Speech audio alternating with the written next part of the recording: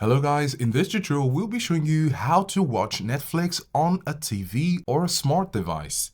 Now there are different options we'll be guiding you through, so stick around to the end to understand which is best for you.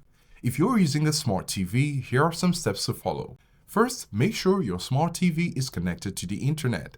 Then open your smart TV apps and then among the options select Netflix.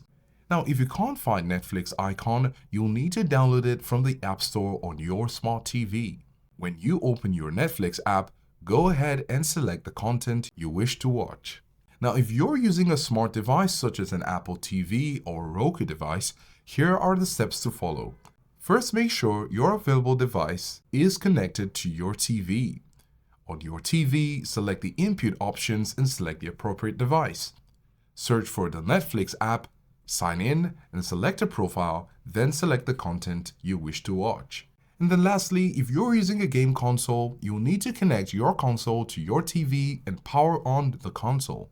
Select the respective HDMI port which your console is connected to, and then on your game console, go to the App Store and download Netflix if you don't have it already. After that's been done, open the Netflix app, sign in with your valid credentials. Then go ahead and select the content you wish to watch. Let us know if these options were helpful and thanks for watching.